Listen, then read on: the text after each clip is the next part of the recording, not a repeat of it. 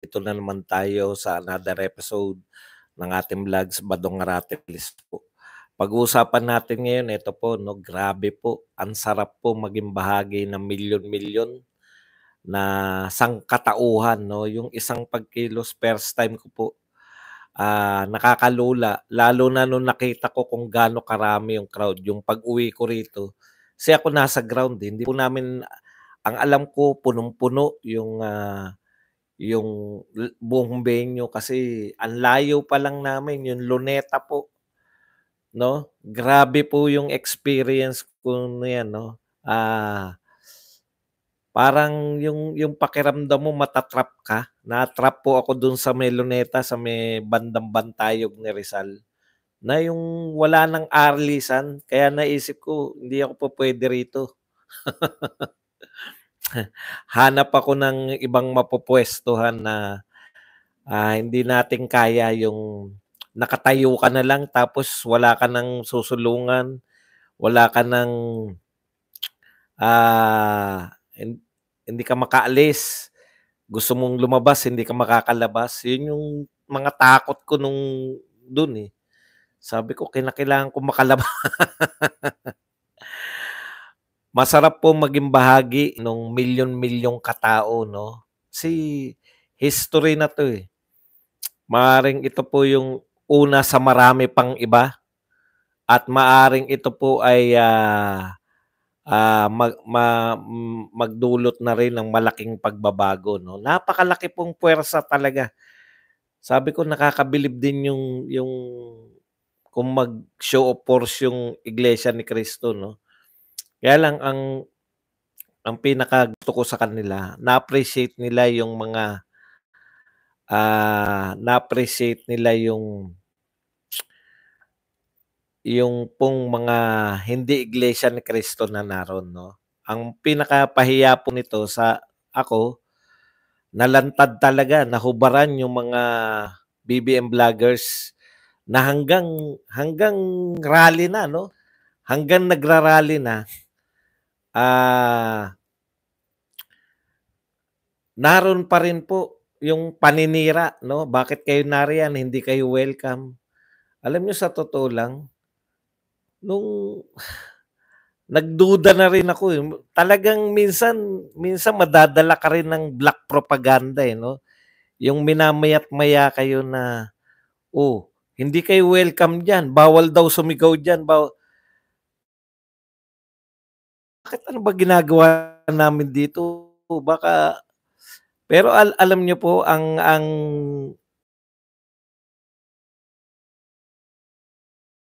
na hindi ba sila nakatira sa Pilipinas? Yung nga Iglesia ni Cristo ba meron, wala po ba talagang mga Iglesia ni Cristo na pro Duterte? Yun yung pinahawakan ko, eh. Kung meron pong Iglesia ni Cristo na pro Duterte kasi wala naman silang ano dati, 'di ba? Wala pa namang pagkilos na ganyan yung iglesia, eh.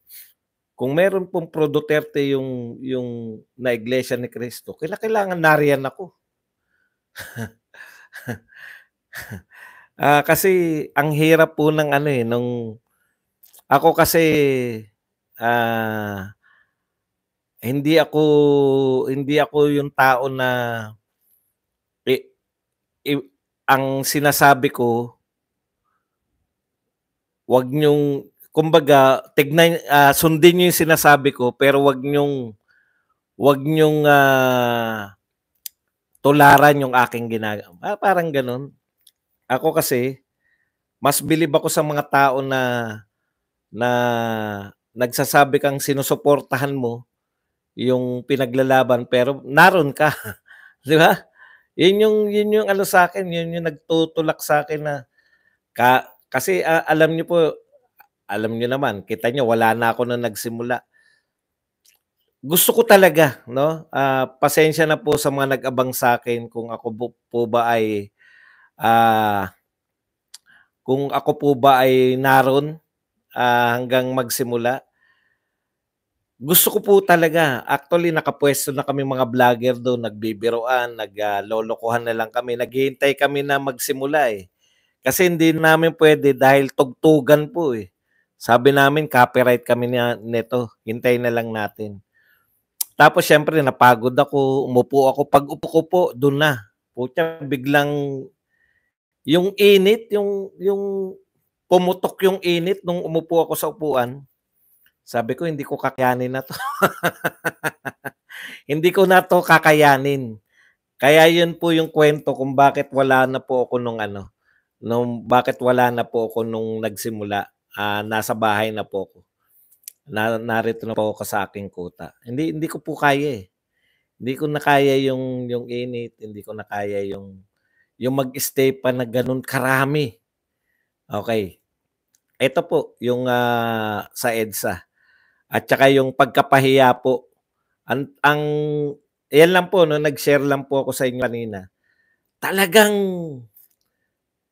huli ko pong naranasan yung gano'ng karaming crowd, yung kasi sanay kami nagpupunta kami sa grotto.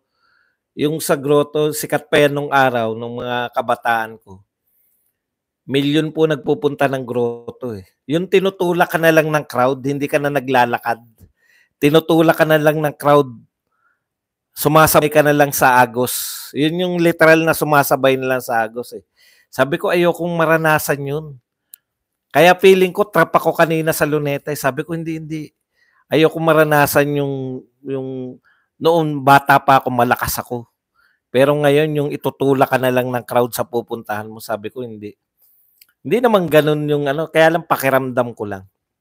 Anyways, napakasarap pong maging bahagi 'no. Kahit na ano pong sabihin ninyo. Ako kasi big ako dun sa ano, eh, 'no, nagsalita ka tapos kasama ka sa aksyon, 'di ba? Ano man ang paniniwala mo, basta kasama ka sa aksyon, okey 'yan. Okey ako riyan sa'yo 'no. Hindi ako bilib sa mga, "O sige, naniniwala tayo dun." Tatapang sa mga salitaan tapos kaya ako hangga't maaari 'no, kung merong mga pagkilos na ganyan kasi pagpapakita mo 'yan na naniniwala ka talaga, eh, 'no.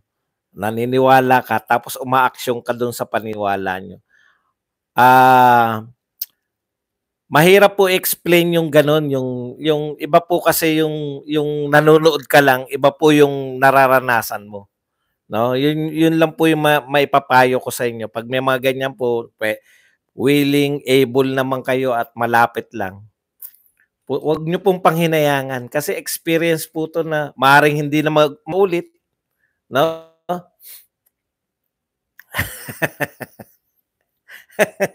Ayan po ang pagkakaiba, 'no. Yan po yung pagkakaiba ng mga rally ng Iglesia ni Cristo. Eto first time ko nakasama sa Iglesia ni Cristo, eh. Ang laki po ng diperensiya, ang ine-expect ko diyan kung 4:00 magsisimula, tapos siguro ang daming speaker niyan, katulad ng mga rallies natin na naatinan, aabutin ng hating gabi yan. Gano'n yung isip ko, eh. 'Pag naghating gabi yan, pahirapan na yan ng uwian. Ganyan yung tumatakbo sa isip ko, eh. Pero okey, game pa rin ako kasi willing naman ako na maghanap na lang ako ng mga motel diyan sa tabi-tabi. Pero yun nga, yung biglang uminit yung pakiramdam ko yung na ano na ako, nagpaalam na ako sa kanila. Hindi ko na kaya, uwi na ako. Okey, so anyways, ayun maganda yung sinabi niya na sana nagsalita si gano'n sana. Alam po ninyo, yun po yung pagkakaiba ng very organized talaga yung Iglesia ni Cristo. Kung di ako nagkakamali, dalawa lang yung nagsalita, eh. Dalawa lang yung qualified, yung hindi po uso sa kanila yung, o yung turuan, "O ikaw na, o ikaw naman magsalita." Parang gano'n, hindi po, eh. Very organized po pati kung sino lang yung magsasalita. Yung spokesperson lang ng Iglesia ni Cristo at saka si Marcoleta. Sila lang yung magde-deliver, 'no? Sila lang po yung magde-deliver ng speech. Kaya sabi ko iba 'to sa mga naatinan natin na rally. Kasi nga 'di ba yung mga naatinan natin rally, eto, yung mga gusto pa po magpahayag diyan. Kaya makikita mo sila na yung magde-deliver lang ng mga speech, yun lang mga inatasan, yun lang may kakayahan, at yun lang merong, yung sigurado sila na ito talaga yung walang puwang sa misinterpretation, 'no? Okay. Punta tayo bakit ko sinasabi na pahiyang-pahiya po yung mga BBM vloggers. Vloggers lang kasi yung mga BBM supporters naman. Opo, lagi po yan. Sanay na po sila sa akin. Yung mga vloggers po, sanay na yan sa akin. Kasi nakikita po nila yung struggle ko eh. Pag kada rally, nakikita po nila yan. Okay. Dito muna tayo sa yung bakit pahiya. Tandaan nyo, before hanggang sa rally na mismo. Anong ginagawa nyo rin? Bawal kayo dyan. Yung mga pumapasok sa atin kanina na paisa-isa ng mga troll, yun talaga yung pagkaunawa nila. Ang pagkakaunawa nila, ito para sa iglesia lang. Tapos umiepal lang yung mga vlogger, umiepal lang yung mga Duterte supporters, umiepal lang yung mga iba pang grupo, KOJC, epal lang yung mga yan. Hindi po eh. Welcome po ng Iglesia ni Cristo. Natutuwa po ko kasi kahit malayo kami sa stage, doon pa lang pahiyang-pahiya na sila na pinasasalamatan po namin, alam po namin na hindi lang po Iglesia ni Cristo yung umattend dito. Marami pong mga ibang samahan. Ayun, di talagang welcome kayo kasi minsan nagduda na rin ako eh. Welcome nga ba kaya talaga kami rito? Ano ba tingin nila sa amin? Pero nung narinig ko na yung mga speech, narito na ako sa bahay. Grabe, no? Yun talaga po pera biro po. Ito po ay ayaw nila ng impeachment. At ang linaw po nung sagot nung spokesperson ba yun ng iglesia. Ang ganda ng paliwanag niya from biblical. Sabi nila religious kami. Siyempre si Kristo yung kanilang no? Ang ganda eh. 'Di ba meron nga naman, tama nga naman natatandaan natin yung istorya na 'yan. Meron dahil religious sila, yung batayan nila yung ginawa ni Kristo, 'di ba? Kung sino yung may kasalanan, siya yung unang bumato. Yun yata yung pinatutungkulan niya ron, 'di ba? Kung sino yung walang kasalanan, siya yung unang bumato rito. Sabi nga ni Edwin ba? Edwin. Kalimutan ko na yung Sabi niya, yun, proven na yun na nagkasala. Opo, tatalakayin natin yan. Proven na yun na nagkasala yung babae na yun. Sa batas nila noon, kaya nga babatuhin na eh. Pero sabi ni Edwin Sabala, Edwin Sabala, si BP Sara hindi pa nga napoprove eh. Gusto na nating parusahan. Eto ngang may kasalanan. Sabi ko, ang ibang approach naman, no? Ni Nasyon eh. Marcoleta naman, yung nagaganap talaga, yung ang mga from law, Edwil. From Dalo po, no? Hindi yung Tisoy, Edwil, no? Okay. So, sabi ko, okay na paliwanag. Hindi ko naiisip yung alam niyo pag hindi ko naiisip, hindi naman Arnel Tumanan yung Edwil lata yun. Arnel Tumanan ba yun yung nagsalita? Anyways, tapos, nilinaw naman ni Marcoleta, ni Senator Marcoleta, from point of view naman ng batas, di ba? So, yung nagsasabi na wala namang kinalaman dyan, hindi, may interview kasi yung Tisoy, Edwin Sabala nga eh. O sige, okay na po. Alam ko si Edwin. Sino po yung Tisoy? Yung kaninang ini-interview. Ang last na speaker. Meron pa ba sumunod kay ano? Kasi hindi ko na po iba siguro yung ano, yung Tisoy yung sinasabi ko, yung Tisoy. Ini-interview siya, eh. Okay, anyways, balikan ko lang po yung punto. Tapos si Marcoleta naman po, ang point lang dito, tama tayo, kasi ako nagduda na rin, eh. Ito bang sinamahan namin, anti-impeachment? Kasi ang pinakakalat talaga ng mga bibi, ano kayo ngayon?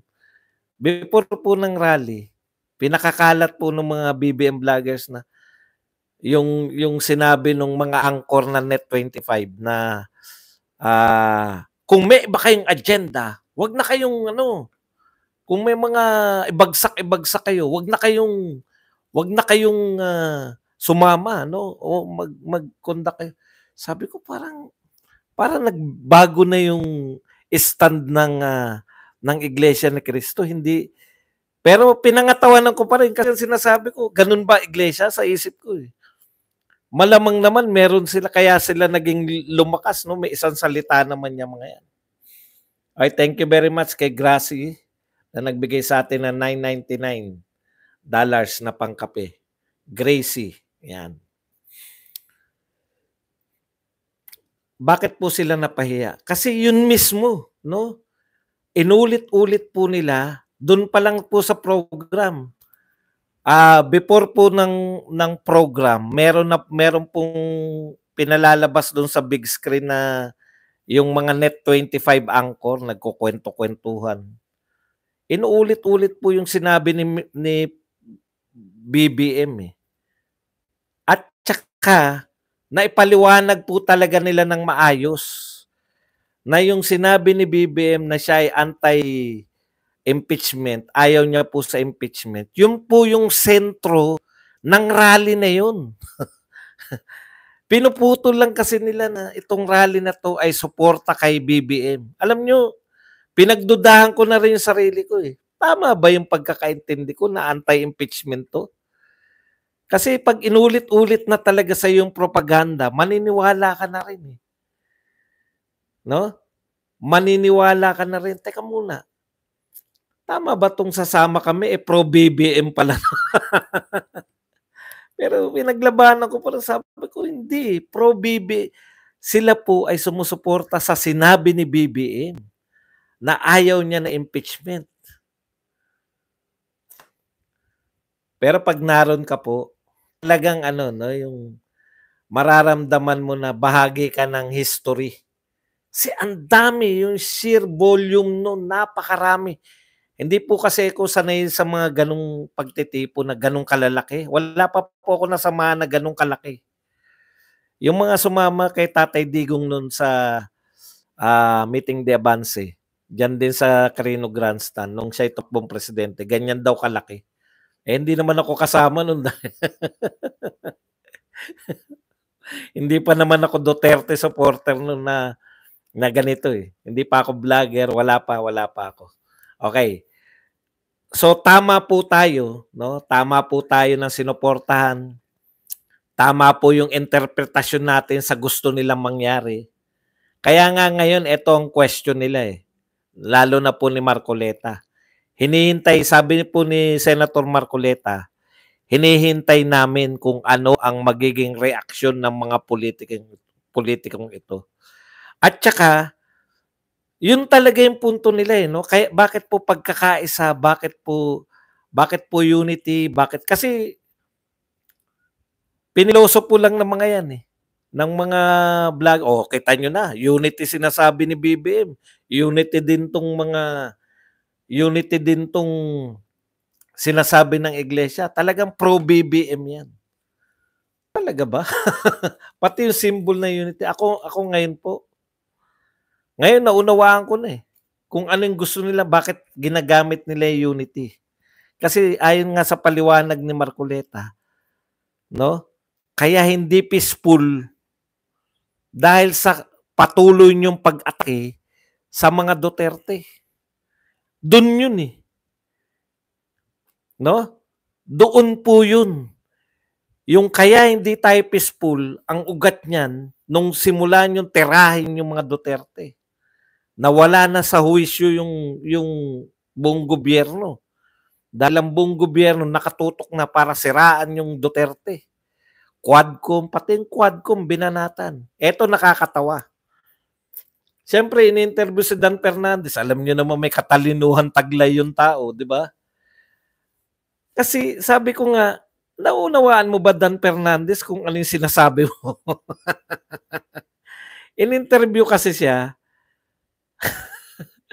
Minsan, ang hirap din talaga ng, no? Mahirap talaga yung mga nagpapanggap eh. Kung gaano ka katalino. Teka muna. Ito po, sabi ni Dan Fernandez, tinatanong siya, anong masasabi mo sa, siyempre, dyan sa rally ng iglesia? Ewan ko lang kung alam niya ba yung sinasabi niya, no? O hindi, malamang hindi. Sabi ni Dan Fernandez, kahit hindi niyo naririnig, anin ko lang. Okay, sabi niya, tinanong siya, ano po masasabi niyo sa peace rally? Ito po, Tagalog Tagalog na to hindi ko po alam kung ano po yung ibig niya sabihin. Mga may automatic sila eh. Ano po masasabi niyo sa peace rally ng Iglesia ni Cristo? Okay, nakikiisa naman tayo sa peace rally. Yung salita po nakikiisa, Tagalog na po yun. Ayan, nakikiisa daw siya. Pero yung sinundan niya na lahat naman may karapatan tayo magpahayag. Okay yun, may karapatan na magpahayag. Pero yung sabihin mo na nakikiisa ka, Congressman Dan Fernandez, sabihin mo na nakikiisa ka. Alam mo ba ibig sabihin na nakikiisa? Pag sabihin mo lang na may karapatan naman yung iglesia at lahat ng tao sa Pilipinas na malayang pagpapahayag, okay yun. Pero pag sinabi mong nakikiisa ka, ibig sabihin naniniwala ka dun sa pinaglalaban ng iglesia. Tanungin nga kita. Sa sinabi, ang nagpaliwanag po, according to law, ng pagkilos ng iglesia, si Congressman Marcoleta o si Senator Marcoleta. Alam mo ba yung sinabi niya? Anti-impeachment itong rally na ito. Ang nagpapagulo kaya wala tayong katahimikan, hindi gantong-ganto kumbaga yung gist ng sinasabi ni Marcoleta, kaya wala tayong katahimikan dahil inuusig ninyo si Sara Duterte, inuusig ninyo si President Duterte, unlawful. Yung ginagawa ninyong pag-uusig. Talagang sinabi ni Marcoleta lahat na ipaliwanag niya na maayos yung mga ginagawa niya. Kasi saksi siya naroon siya Ang tanong ko sa iyo, Congressman Dan Fernandez, future governor ng Laguna, nakikiisa ka kamo? Alam mo ba ibig sabihin na nakikiisa? So naniniwala ka na hindi dapat ma-impeach si BP Sara?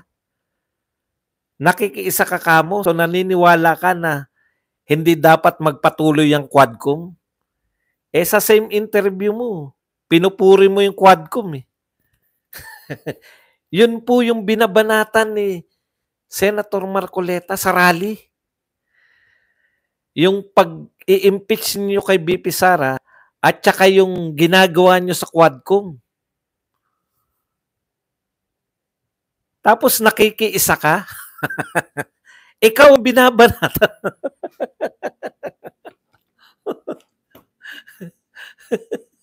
Ikaw ang binabanatan dun. may mga akala nila na pwedeng sabihin, nakikiisa ko sa pisali ng iglesia.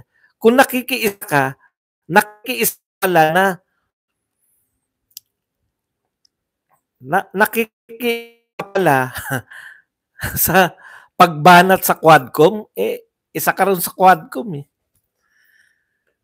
Ibang klase talaga. Ang sarap maging governor niyan.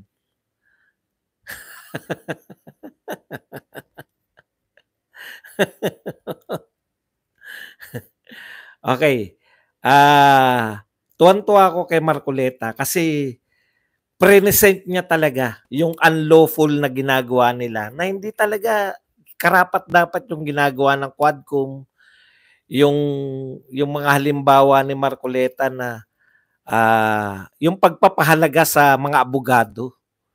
Sabi niya hinalimbawa niya, hindi raw puwedeng magsalita yung mga abogado. Ang tangi raw puwedeng gawin ng mga abogado ay payuhan. Payuhan yung kanilang mga, kliyente ng mga karapatan. 'Pag binulungan mo naman daw, kung abogado ka't binulungan mo yung kliyente mo, ay sisitahin ka ng Quadcom dahil bakit mo binubulungan?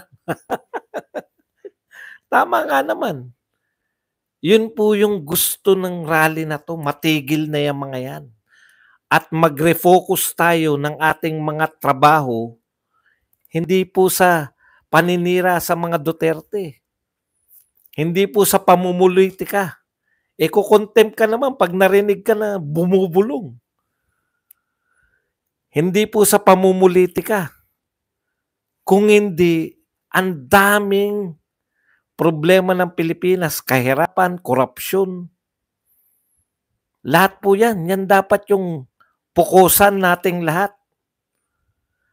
Ang ganda ng rally nila kasi gusto nilang i-redirect yung usapan sa totohanang dapat gawin ng gobyerno. Nag-resign si Saldico. Tingin ko, kasi nakausap namin si Pastor Quebuloy. Nagkausap kami. Ang sabi niya, ang unang casualty ng hindi pagtakbo ni BP Sara bilang presidente. Ang unang casualty na hinayaan niya yung Marcos ang maging presidente, sila ni BP Sara. Di ba? Si Pastor Quebuloy tsaka si BP Sara mismo. Sila yung naging casualty. Ito po, ang tingin ko, ito po na yung epekto. Mahirap pong, pero you should read between the lines, no? Before po nito, wala pong pahiwatig na si Saldico ay may sakit. Wala po sa itsura ni Saldico yung siya ay para kasi mararamdaman mo naman si nakita natin yan kay Boying Remulla, 'di ba? Napansin po natin yung biglang parang, uy, kakaiba na itsura nito. Parang pirmahan na to. Napapansin po natin yan sa mga ibang nagkakaroon ng malubhang nakakabigla. Kaya sabi ko nga, ito yung sinasabi ni Pastor Quebuloy na casualty. Sayang, ang ine-expect ko si Martin eh. Si Martin yung i-compromise nila na mawalang pwesto. Si Martin yung parang pwede ring, sige, si Saldico na lang. Yan po ay opinion na hindi po nakabase sa siyensya, no? Yan po ay opinion na parang hinagap. Sa tagal mong nagsusubaybay sa politika, hinagap mo na lang yan, no? Yun na nga, malakaya. Pero ang laki po talaga, ang lakas ng impact niyan. Tameme lahat, no? Yung mga BBM vloggers. Ang maganda kasi sa BBM vloggers, hindi po sila napapahiya eh. Wala po sa kanila yung nagsalita sila tapos na-prove na mali sila. Tapos mahihiya po sila. Hindi po eh. Mali ba kami? Dalawa lang yan eh. Mali ba kami? Di sige, banat na lang uli kami sa iba naman, baka makalimutan. O kaya, paano kaming mali? Hindi ba? Di ba ang lino na sinabi na ito ay para sa suporta kay BBM? Bakit kami mali? Yan po yun, hindi lang nila i-recognize na nagkamali sila, denial. Ikalawa, wala silang kapasidad. Siguro 10%, alam nilang mali sila, tapos hindi lang nila i-recognize. Pero yung 90% sa kanila, walang kapasidad. Period.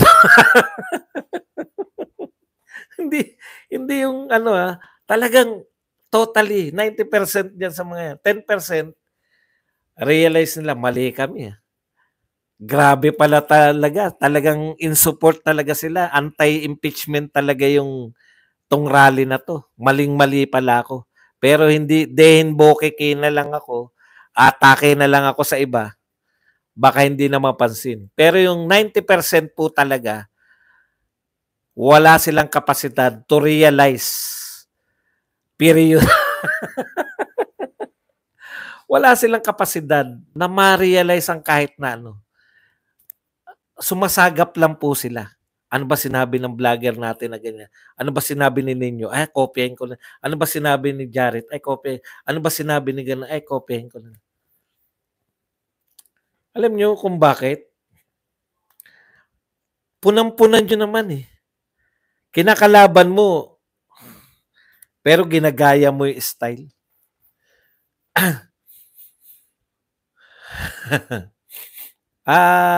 Mahirap po talaga magkita-kita pag 1 million at saka hindi mobile si Badong.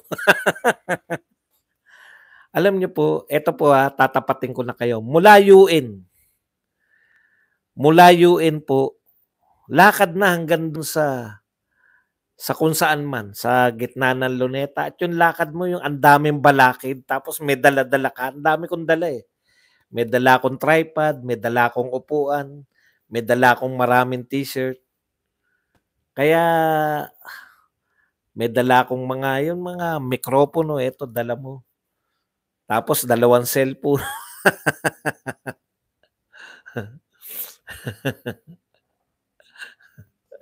Kaya hindi talaga tayo mahirap talaga tayo magkita-kita kasi 1.6 na yung huling ina-announce eh. Sa Luneta lang po yan. Pag tinotal nyo siguro sa lahat ng parte ng Pilipinas, grabe.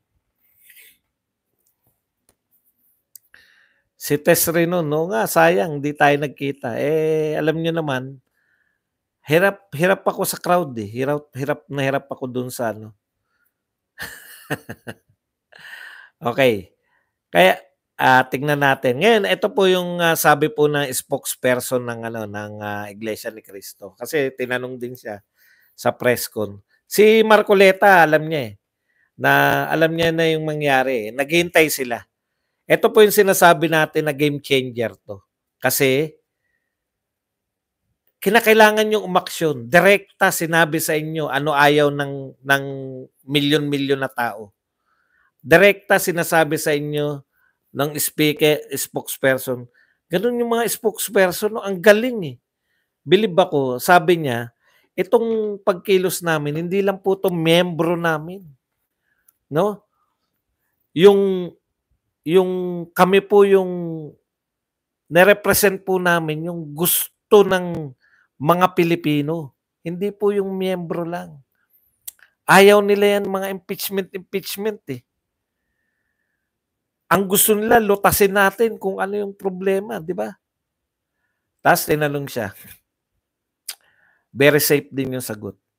Ano pong gagawin ng Iglesia ni Cristo pagka hindi po tumalima yung mga government official? Yung pamunuan po magpapasya niya. Pero si Marcoleta mas definite, no? Maghihintay kami ng tugon ninyo. Maghihintay sila ng tugon ng pamahalaan. Ito po, game changer to kasi si BBM, hindi na obra na yung papetex-petex lang, walang gagawin, hayaan niya lang yung pinsan niya na mamayagpag. Sa totoo lang, walang mahita rito sa BBM eh. Kaya yung sinabi niya from standpoint ng pagiging presidente niya. Tama yun eh. Wala tayong mahita sa impeachment kay BP Sara. Correct. Siya bilang presidente. Pero may mahita si Martin. Yan lang po ang tanging paraan para maging pinuno ng Pilipinas si Martin. to eliminate. Yun yung akala niya. Akala niya, pag na-eliminate niya si VP Sara, siya na magiging automatic. Hindi naman ganun. Sa tingin mo, tulpo. Ganyan-ganyan lang yung mga yan. Pero hindi kayo sigurado dyan. Di ba? Kaya hindi po obra na hindi nyo po bibigyan to ng pansin. Show of force yan eh. No? Tandaan po ninyo, show of force yan. Nagpakita na sila. Ito yung puwersa namin. Makinig kayo. Hindi naman po sila yung, may purpose po yan. Sa tingin nyo ba, ano lang, napagtripan lang nila? Sige nga, mag-rally nga tayo. Hindi. Naghihintay sila ng aksyon ng gobyerno. Yung tutunguhin. Ano aksyon nyo? Nagpakitang gila, nag-show force na kami. Ayaw namin yung ginagawa nyo kay BP Sara. Ayaw namin ang ginagawa nyo sa mga Duterte. Anong gagawin nyo naman? Gusto namin i-refocus yung gobyerno. Tugunan ninyo yung mga problema ng kahirapan, tugunan nyo yung mga problema ng korupsyon. Ano ang tugon ng gobyerno? Yan po ang abangan natin kasi mauulitan to. At pag naulit to, iba na yung panawagan. 'Di ba? Ayaw nyo umaksyon eh. Malamang may twist na sa panawagan na yan. Hindi na po to yung ito ba ay rally na in support. Malinaw na po eh. 'Di ba? Ayaw ni kahit na bali-balik ta rin yung mga sinabi nila Marcoleta at ng iba pa. Kahit sabihin ninyo na ito naman ay religious at suporta mga iglesia lang po to, hindi po. Sa sinabi po ng yun nga spokesperson, bago sila mag-come up niyan, hindi lang po yung hinaing ng mga iglesia ni Cristo members ang pinakinggan nila, kundi yung hinaing ng mga tao. May ano po yung mga yan eh. May estasyon. Nariyan, miyembro nila si Marcoleta. Nakita nyo po yung si Anthony Taberna, di ba? Nakita nyo po yung paghanap niya. Thank you very much kay Build for Speed na nagbigay sa atin ng $199. So,